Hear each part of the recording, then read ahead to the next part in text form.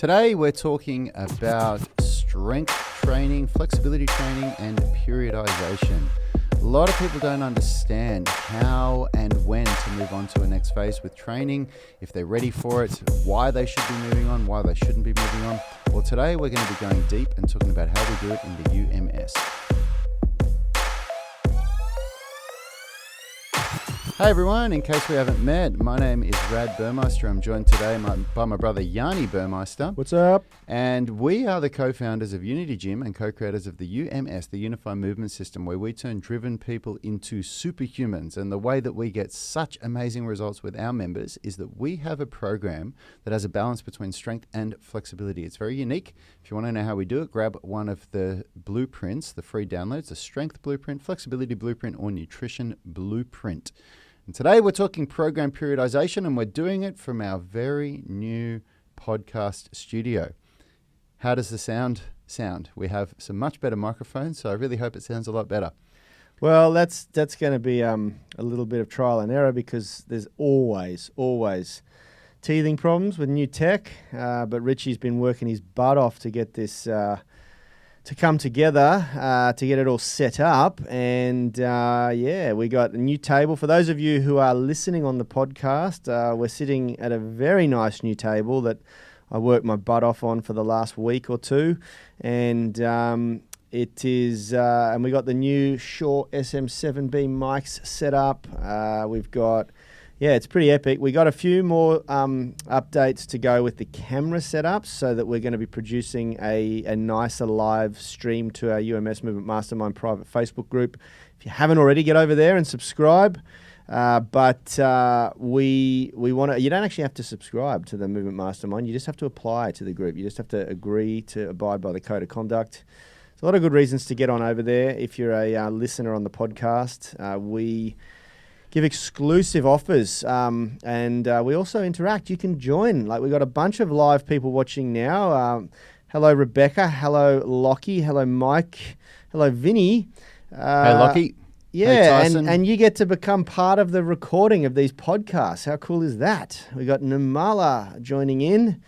Thanks, everyone, for giving us some props for our new setup. Yeah, it's still a little bit to go. You're going to see some pretty cool stuff in the background there on the wall. We're going to have our brands recognized up there, what Rad, Richard, and myself have worked so hard to build.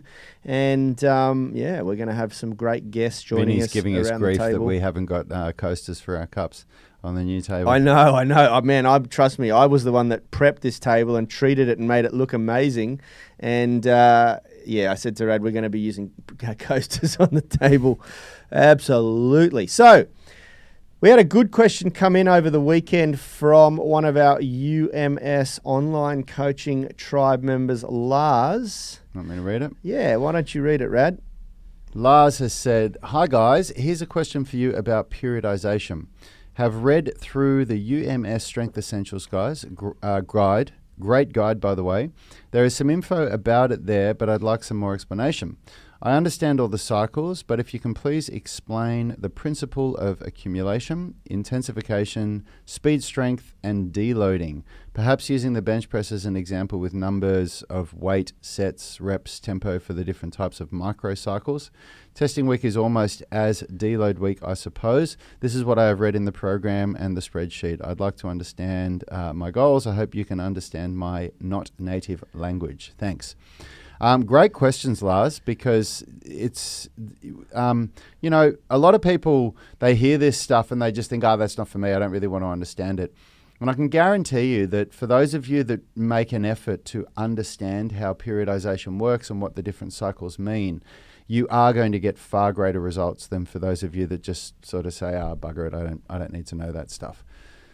So the first thing to understand is we probably just need to pre-frame a little bit for those of you that haven't read the Strength Essentials guide, which is really the theoretical component to the strength training that we do in the UMS program. So it's exclusive for Can I just dive in here and interrupt? I know Rad hates me interrupting you. I just want to say I'm so glad to hear that someone is reading the theory guide to our online program. A lot of people have read it. I've really? spoken to a lot of people that have read it. Yeah.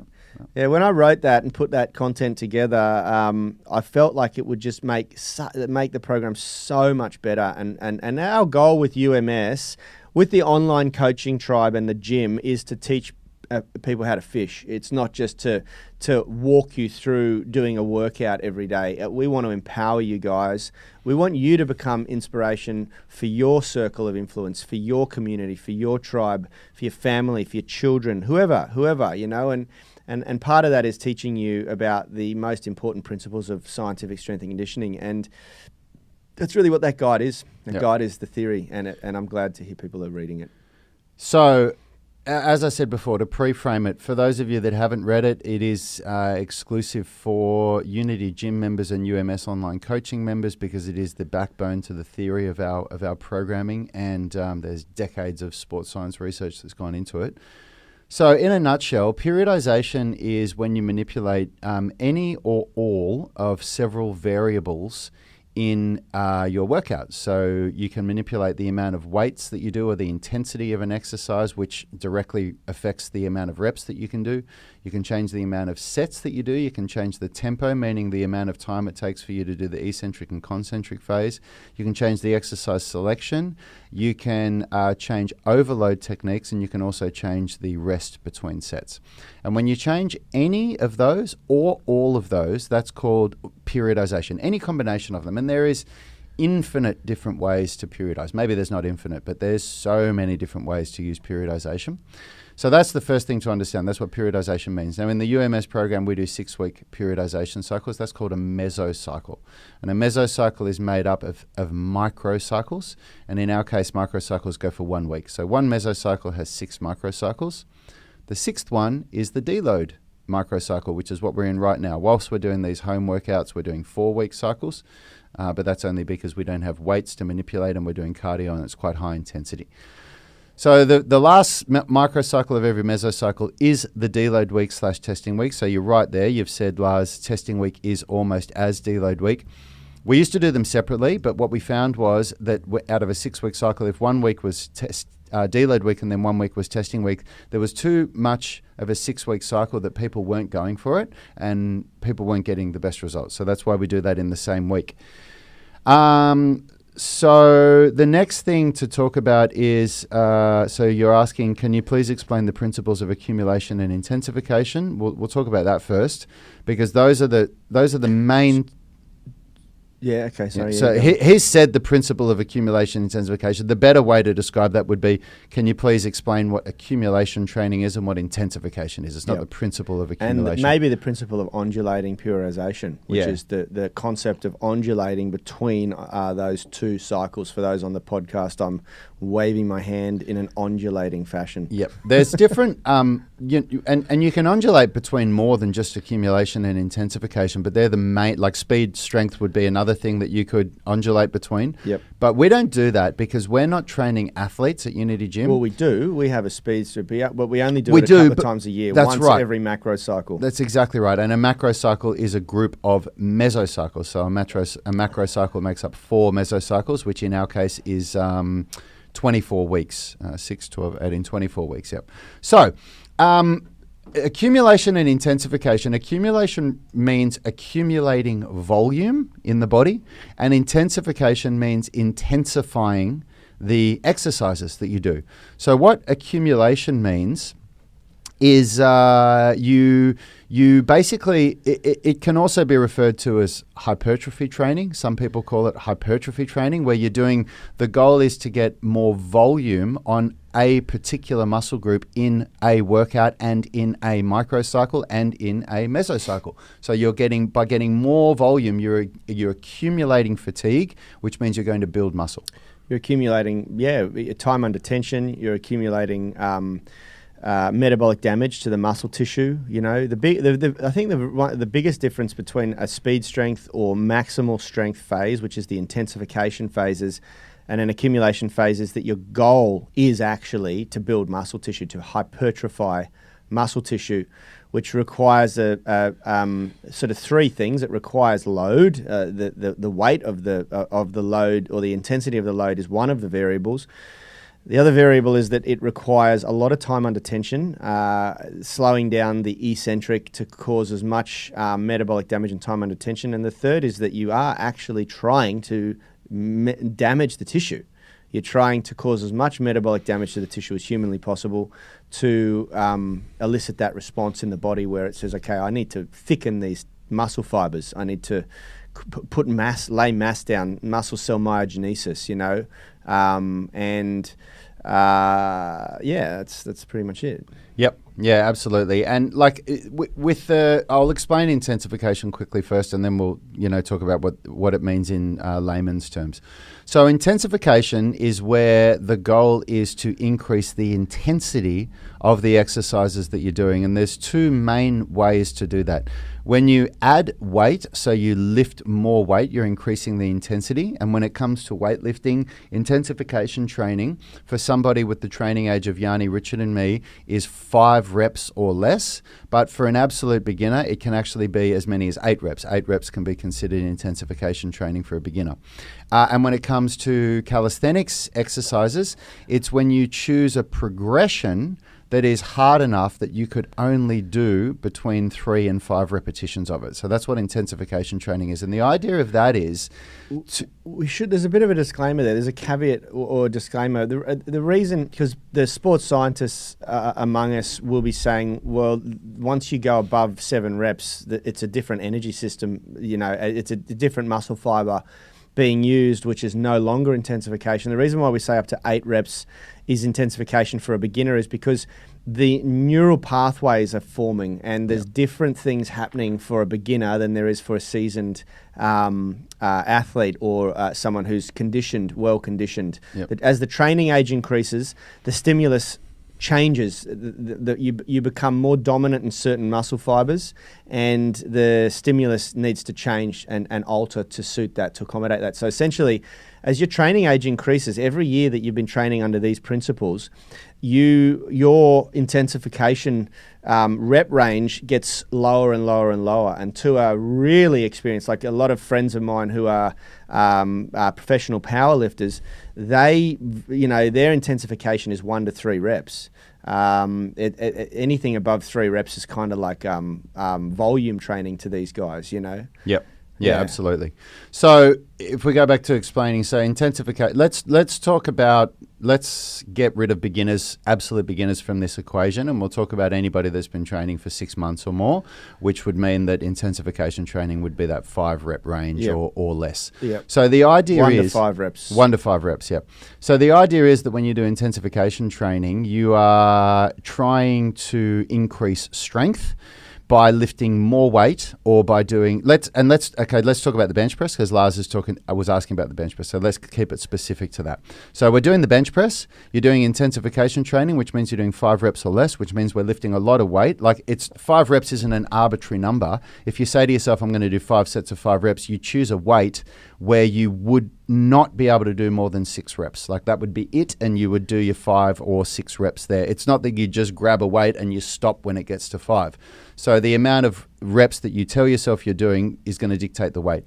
To do that, the idea is to increase your strength, to increase how much weight you can lift, which there's a lot of things that go on in the body that cause a strength increase. Whereas accumulation training, if you're doing 8 reps or more, so you're doing that accumulation training, the idea is to accumulate volume. And by accumulating volume, you will still get stronger, but it's less about that. It's about causing damage to the muscle fibers, to the tissues, to cause them to thicken and to hypertrophy.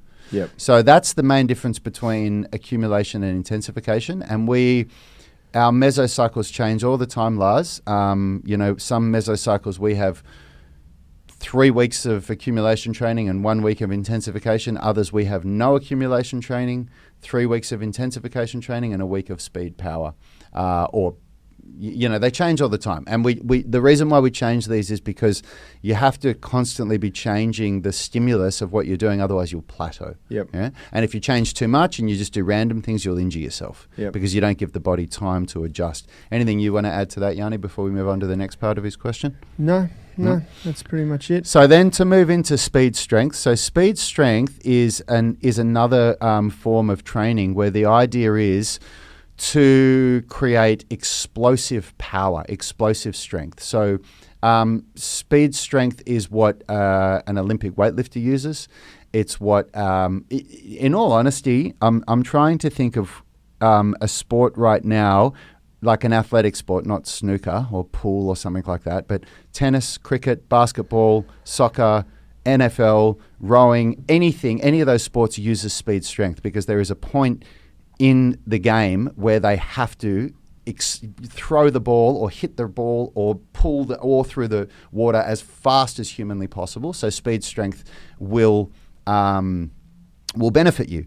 But the idea is with speed strength training is, so you do all this accumulation training, you build muscle. You do all this strength training, you build strength. But now, how do you transfer that into your ability to throw a basketball very, very fast in a pass to a player, or to serve with a tennis racket and get what's a fast tennis serve? 150 miles per hour? Well, 220 Ks. 220 Ks, whatever it is. So how do you transfer that strength that you've been working on your bench press to get up to 120 kilos for 5 reps? How do you transfer that into the serve with tennis? It's with speed strength training. Yeah, now, and it's interesting because there is a lot of different methods and a lot of different opinions from the strength and conditioning sort of industry and body about how to do this. And a lot of people will say, so long as you are doing a lot of skill specific training, kicking soccer balls, hitting baseballs, throwing footballs, and hitting swinging tennis rackets, then you've got that carryover occurring already, and depending on the amount, the sport, the vast majority of training will be skill specific, but there are certain sports and certain coaches who are very, very fond of what's called contrast training, or I can't remember. I get this wrong. There is the contrast method, and there's another name for it. Basically, what I'm talking about is the combination of movements, the coupling of sport-specific movement with the strength training element. And there is a specific name for it. It eludes me at the moment on a live stream. That's the downside of a live stream. We could probably Google it. Once Richie's fully up and running up there, I'll get him to run a search for something like that. Look, and this is something that we've experimented with a little bit, especially for me, because my background in sport, the thing that I got into the most was boxing, and martial arts is one of those sports that seem to benefit quite well from this. I've read a lot of literature. I used to subscribe to a lot of different journals, scientific sports exercise science journals, and the most current data would sort of suggest that doing your maximum load bench press followed or coupled with in a superset sort of environment with heavy explosive punches on the punching bag creates a really, really interesting adaptation in the body, where you're not just developing the power and the strength from the bench press. Now your body is immediately strengthening the neural pathways to apply that strength in the movement that's most benefited from it. And so we do carryovers. And here's the thing, here's something that should be mentioned. All of the training that we do at Unity Gym is speed strength training. We never prescribe slow concentric repetitions. And the reason for that is because it's just not very practical to do so. Yeah, it takes too long. The way you train, well, not just that, the way you train is the way you behave, the way you perform. And the only application I've ever found useful for slowing concentric reps to prescribed slowdown of concentric repetition, which does alter the way the nervous system adapts, is for bodybuilding. And we are as far from bodybuilding as humanly possible here at Unity Gym. We train for function. We want our body to be able to do certain things, not to look a certain way. And I'm not having a dig at bodybuilding in any way, shape or form, but it's a specific way of training. Yeah. And it's not always a very practical way of training. People blur those lines a little bit, Yeah. When your goal is to build symmetry in your body and to look a certain way so you can stand on stage and present a certain physique, you don't always train in a practical manner for movement. for explosive strength, for speed strength, and even for maximal strength, and so that's one of the downsides to sort of bodybuilding. You can become a little bit dysfunctional. That's not all bodybuilders. Not all bodybuilders train like that, but a lot of them do. But the way we do speed strength in the UMS is there's one of many methods that we've chosen to use, and because we only do it twice a year for 1 week, and until we can think of a better reason to do it for more than that, that's all we do it for. The way we do it is we choose very sub-maximal weight, so that the idea is when you do speed strength training is that the first rep and the last rep should be just as fast in the concentric phase. You should be able to, so with the bench press, when you come down to your chest, you should explode up so fast that the bar almost bounces out of your hands. And the last rep shouldn't slow down. So if the first rep goes like that, the last rep shouldn't go like that, which it can when you're doing strength training, and it actually should, because you should be going right to that point of failure, but you're still able to get up. So when you're doing intensification training and you're doing 5 reps per set, the last rep will look very slow. It will almost not even get up. Like you're pushing as hard as you possibly can, but with speed strength, that's quite different. Yeah, that's right. And then if we talk about, so just to finish off your question here, Lars, so the bench press, for an example, with numbers of weight, sets, reps, tempo. So for accumulation training, for somebody that's brand new to the gym that hasn't been training before, the reps that you'd be doing per set for accumulation would be 12 to 15 reps. For intensification training, would be more like 8 to 10 reps. Okay, and for speed strength, you just would not do speed strength for a beginner. Absolutely not. Yeah. For intensification training. For somebody that's more advanced, just a step above a beginner, so 6 months to 12 months of training. Accumulation training would be about a 10 to 12 rep range, and intensification training would be more like a 6 to 8 rep range. Yep, 6 to 8, and then advanced, and then anything above 12 months of training, of consistent training. Accumulation training is going to be more like 8 reps, to 10, yep. 8 to 10, and intensification training will be anything less than 5. And once you get to what's actually in gymnastics, it's actually referred to being called a trained beginner, which is a couple of years of training, but you still cannot do the intermediate to advanced gymnastics progressions. They recommend that you always work between that 5 to 8 rep range when you're doing calisthenics stuff. And the reason why, there's a very good reason why. When you go above the 8 rep range, you're doing a progression that's just too easy for you, and you should be working on something harder. But if you go below... It's the same in strength training. Yeah, I very rarely do above 7 reps now. Yeah, I never go above 8 reps, and I very rarely go below 5 reps. I will do 3 reps sometimes, but I more often do 5 reps, and there's a good reason why. I'll tell you why. Because when you do strength training, when you do accumulation training, you need to do between 40 and 70 repetitions on the one muscle group to get minimum. Yep. So you can do a lot more than that, but you need to do a minimum of between 40 to 70 repetitions to get the volume that you need in order to build muscle. Why is there a range there? Because for a more senior person, you could get away with 40 repetitions. You'd probably need more repetitions if you've been training for longer, but as a beginner, you could get a good result from less repetitions.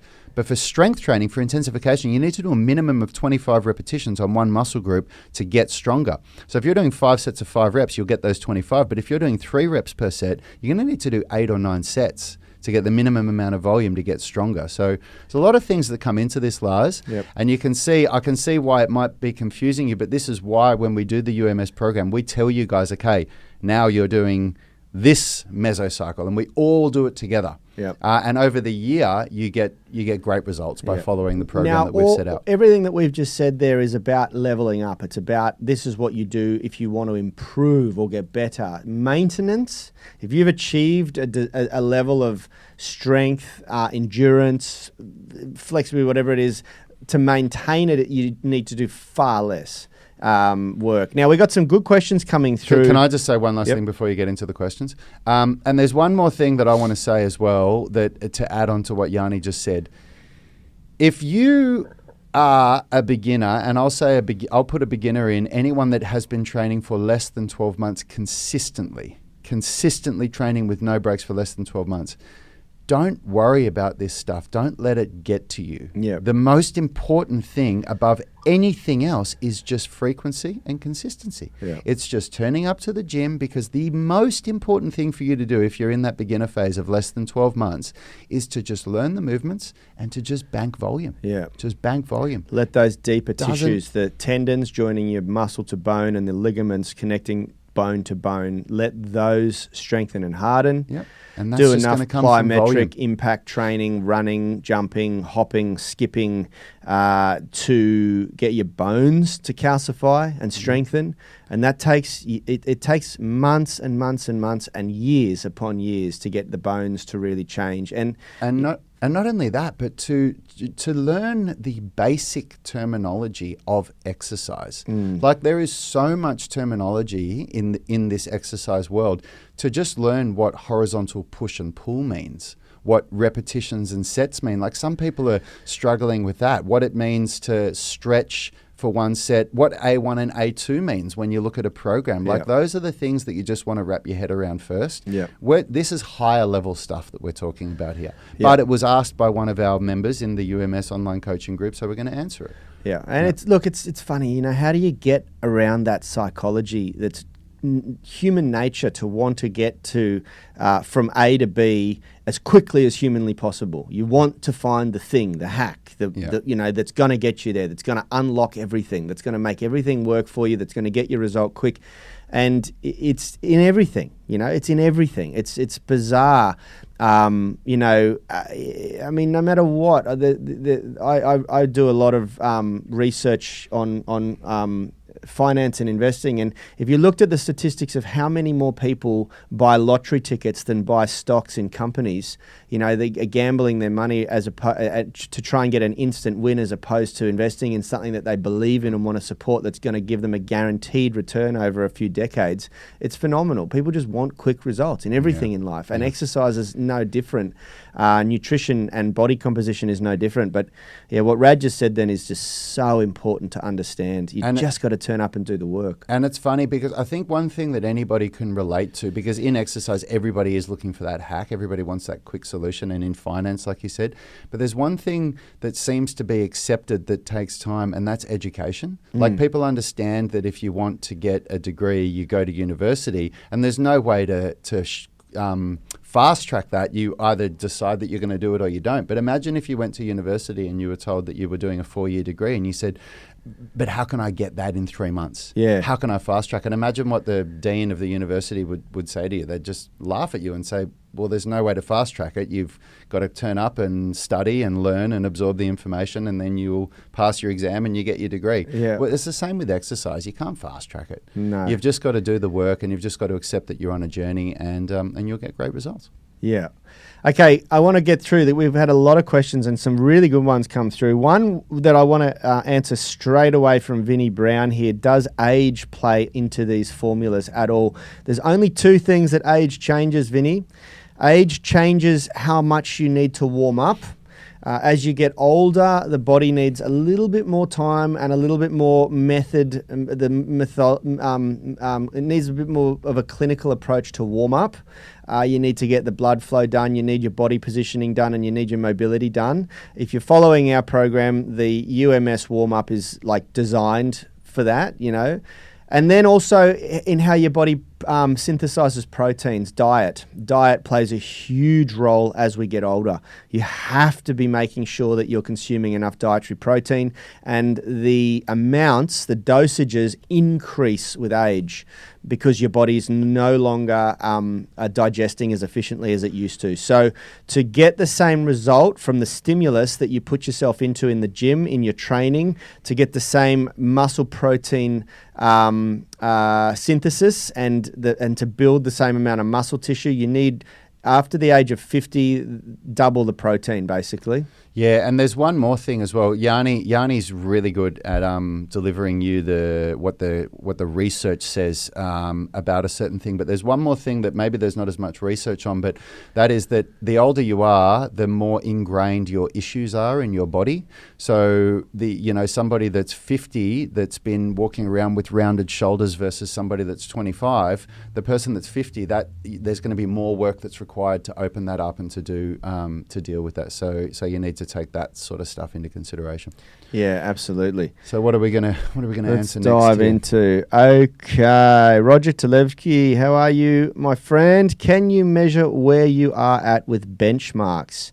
Absolutely. Yeah, absolutely. That's what testing week's for. And Lars asked that question. Lars asked, one of his last things is testing week is almost as deload week, I suppose. And what we should say is, no, deload week is what we've been talking about this week, where you deload the volume, but you still aim for increases in intensity. So you still aim to lift more weight on the bench press. If you lifted 80 kilos last week, you can still aim to lift 82 kilos this week, but you only do 40% of the volume. Now, the way that we do testing week, it's a unique thing because we're trying to lift maximal weight with good technique for 6 reps. So we are trying to increase the intensity, but the volume is reduced by the nature of that you're only really doing one set to test. So we mix it together. So, and to tie that in, Roger, to your question, can you measure where you are? Absolutely. It's with testing week. And that's why we've got... I think what Roger's talking about there is to test, and you can confirm this, Rog, to test the type of muscle fiber that you're more proficient with, or that you're more dominant with, to see where you are along in your training age. Don't know if that's what you're referring to, and in which case, well, I don't know if you remember back when we used to train together a long time ago when I was training people at Fitness First here in North Sydney. I used to do a muscle fiber test when I assessed people initially. It was something that Charles Poliquin taught us to do, and I don't even remember the method behind it because it kind of got abolished, or we got rid of it after a while because people just, there was a lot of people saying it's not relevant and you don't really need to do it. But essentially, it was to figure out what type of muscle fiber makeup people were, more dominantly fast twitch, slow twitch, or a mixed type. And yeah, Roger's saying yes, correct. And we had a protocol for that where we'd test a couple of different movements, bench press, a few other things. And the problem was that it was about taking you to failure. And a lot of people just didn't think that was a good idea at that early stage, especially because I wasn't dealing with elite level athletes like Charles probably does most of the time, or did. He passed on a couple of years ago now. Yeah, when I assess new people in Fitness First, I was assessing weekend warriors like yourself who might play a bit of football on the weekend, or are just there to get stronger and fitter and more flexible. And you just don't want to take someone to failure, to like clinical neuromuscular failure under those conditions straight away without making sure that it's safe and they're ready for it, you know? Yep, for sure. So Aidan Potts has got a good question here. He's saying, wow, the table looks sweet, boys. Thank you. Was wondering, what is more difficult, pike push-ups on the ground or parallettes? My parallettes are roughly 16 inches off the ground. So that depends, Aidan. The whole reason why you use parallettes with... so remember that the pike push-up is a progression to a handstand push-up. And the only reason why you're doing a pike push-up and you're not putting your legs up against the wall is because you're not strong enough. And the reason why you use parallettes is that you can go deeper. So because your head hits the ground, so that it means that the shoulders, the arms stop about here, so there's less range of motion with the shoulders. For those of you on the podcast, I'm holding my hands at head height because my head would hit the ground. But with parallettes, you can bring your head right down to the ground so the arms come here, so you get a greater range of motion. You just wouldn't do that with a pike push-up, because what you would rather do is increase the intensity by elevating your feet. So you go to a feet elevated pike push-up, and then you'd go to a wall handstand push-up, and then once you can do a wall handstand push-up, then you can grab the parallettes. Yeah, then you start to go and you go deeper into deficit. Carmine has asked a great question re the deload this week. He's saying, is it okay to do the loaded stretching routine during deload week, and if so, how many days? Well, you have to deload stretching exactly the same way that you deload strength training. So you can, but you have to deload the volume. And I do that. So when I do my deload week, I still do my exact same stretching program, but the volume gets deloaded to 40%. Yeah. And if you're doing 4 sets normally, 40% for me, I do the lower amount. I'll do 1 set only. Yep. Yeah. So this is the important thing to understand, guys. And we spoke a little bit about this on Friday for Physio Friday with Phil. Stretching is load to the body. It's especially the concept of loaded stretching and end range strength stuff that we do here. So it's very, very important that you understand that load needs to be managed through all stimulus, plyometric or impact. So if you're doing running or stairs or something like that, some form of cardio skipping where you're doing plyo, you need to manage load through stretching, and you need to manage load through intensity training and resistance training. And so during deload week, you've got to reduce the volume of everything. Yep, absolutely. But you still keep stretching, absolutely. Yeah, absolutely. Yeah, absolutely. Yeah. It's really important to understand to round all this up. Everything that we've just spoken about, as we said before, it's the higher level stuff. It's the way you manipulate things in order to continue to see progression in strength and flexibility. Once you get to that point where just turning up to the gym isn't enough anymore. And you do all of this in order to create signals in the body that say, on a cellular level, these hormones run through the body and they govern everything, that say, let's get stronger, let's build some muscle. And that process only happens when you're recovering. So that's what the deload week is for. That's what we're in right now. So if you have been training hard, if you felt like last week, oh my God, this is getting tough, you've successfully sent that signal to your body, to your cells, to the hormonal system. And now what it's time to do is back off and let the body do its work. Yeah. And the way you're going to do that is with good sleep, good nutrition, and reducing stress on the body. The most common causes of stress are poor quality of sleep, drugs and alcohol, shit food. Yeah, absolutely. Lee Clements is saying, didn't notice Rad do less of ostrich walk this morning. No, I didn't. I didn't do less ostrich walk this morning. All I did was I made it gentle on my body. I also didn't do, because that's quite an easy exercise to deload. The way that I explained this in the workout this morning, Lee. I'm deloading very differently during these at-home workouts than I normally would. And the reason why I'm doing that is because we've got a lot of considerations here, which is that there's people coming into our ecosystem all the time and we're trying to support everyone. And we've found at Unity Gym, through a lot of trial and error, that people really don't like a forced deload if they're not ready for it. Yeah. So we don't actually force deload on everyone, because we have members that go away for a week or two for work or for holiday, vacation, whatever, and then they come back in deload week. They don't want to deload. Yeah. They've just deloaded for 2 weeks while they were on holiday. So the same thing here. There might be people that are away, or there might be people that have only just started last week. I don't want to force a deload on them. So if I was doing this myself, what I would have done is I would have done the workout exactly like I did last week, but I would have only done 2 rounds of strength and flexibility. And then I would have gone into the cardio circuit and I would have done 1 round as hard as I could. And then I would have done a whole lot of gentle stretching at the end. But I'm trying to make it so that people can still get a good workout, which means that I'm deloading the volume in different ways. Yeah, cool. All right, guys. That's a great show. We're getting a lot of people here saying great answers, great analogy. If you guys have got any more questions on this topic, we can talk about this till the cows come home, and we can get deeper on some individual things. We can go deep on anything that anybody wants to hear about. So let's get some questions in this week and let's see what we can answer for you. Yeah, absolutely. Yep. Absolutely, guys. For those of you who are listening on the podcast, thank you very much. Everyone who's watching the replay of the video of Unity V on our YouTube channel, make sure you get yourself over to the UMS Movement Mastermind private Facebook group so that you can participate and join in on the production of these live recordings. And guys, big shout out, Deload Week. We're gearing up for phase 3 of the at-home workouts. We got a lot going on this week. We got a lot. We're preparing really to come out of these lockdowns. It's exciting. It's still, for those of you listening to the replays of these podcasts and recordings in the future, how crazy was coronavirus? How crazy was coronavirus? We've been locked down and the gym's been closed. Anyway, it's given us lots of time to make this awesome room. We'll give you a behind the scenes once it's finished. We've still got a few little bits and pieces to go before this room is totally finished. Once it is, we'll certainly do some Facebook and Instagram stories and YouTube stories and show you what it looks like here.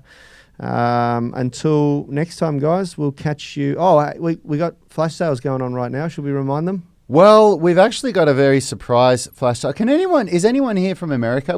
Is it Mother's Day today in America? Because America, it's Sunday right now. Someone said that was in New York, so I'm guessing that's across all of America. Yeah. Because Yardi was going, "Oh, happy Mother's Day, everyone!" And I said, "I'm not sure if it's Mother's Day everywhere in the world." And someone from France chimed in and said, "No, it's in June in France." And then someone from the UK said, "No, it's in March over here." So, but today is Mother's Day, Vinnie Brown saying, Yep. So in Australia and America, it's the same day. So we forgot about that, and normally we'll do a sale to celebrate a holiday. But so we did an unplanned Mother's Day sale, which is actually really good for all of you that are listening or watching, where you can get any of our programs. You can choose whatever you want, 50% discount. Just at checkout when you go to the Thinkific store, just enter the code Mother's Day with no space, and you'll get 50% off whatever program it is that you want. So you've got about another. It ends at 11:59 p.m. Monday Pacific time, so that's about another 18 hours from now, I think. Roughly about that. Awesome. And Nimala's saying it's Mother's Day here in Trinidad too. Okay, awesome. Cool. Yeah. There you go. Yeah, well, it is different everywhere else in the world. For the rest of you, get on board. Come on, join. That's right. Buy some of our shit. Yeah. All right, guys. Have a great day. We'll see you soon. See you later, everyone. Health is about performance, not just body image. You better be willing to accept what you're going to have to do to get there. We'll start focusing on movement goals, strength goals, flexibility goals. When you nail that skill, it's there forever. The body image goal doesn't get you that far. It's the consistency and frequency that's going to get you there. It's not the intensity. There's no shortcuts to mastery and movement. Destination doesn't change overnight, but your direction will. The gym is not the place to beat up the body that you hate. It's the place to build the body that you love. We are the gym that teaches people how to move instead of just exercise, because we believe that health is about performance, not just body image.